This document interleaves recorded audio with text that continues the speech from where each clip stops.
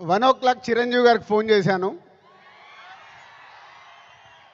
Sir cinema ready అయింది, అప్పుడు మీరు చూశారు, మళ్ళీ ఫైనల్ది చూడాలి అని.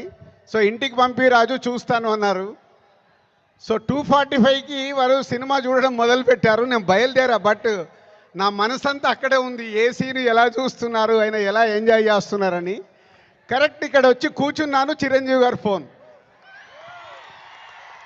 ఒకే మాట అన్నారు, సరే ఇట్లా విజయవాడకు వచ్చాను కటౌట్ లాంచింగ్ గురించి.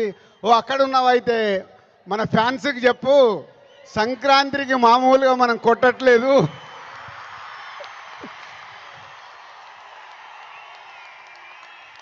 సో సినిమా చూశారు. మళ్ళీ చిరంజీవి గారు చూసి అది ఒకే ఒక మాట చెప్పారు,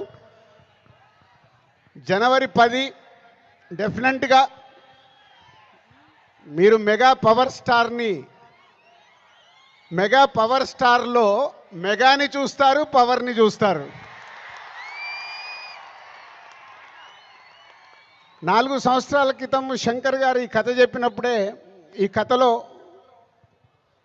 ఏముంది, RRR తర్వాత చరణ్తో సినిమా తీస్తే అభిమానులకు కానీ తెలుగు ప్రేక్షకులకు కానీ, అప్పుడు RRR అప్పుడు నేను ఇంకా పాన్ ఇండియాగా ఆలోచించలేదు, ముందు మన సినిమా ఏంటి అనేది ఆలోచించాను.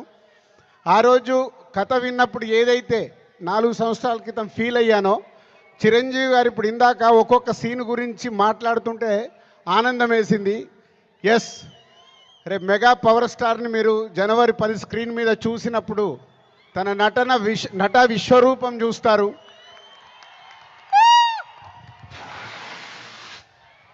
ఐఏఎస్ ఆఫీసర్గా,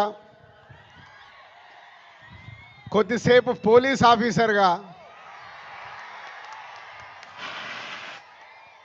ఇంకొద్దిసేపు ఒక పొలిటికల్ లీడర్గా ఉండాల్సిన లక్షణాలతో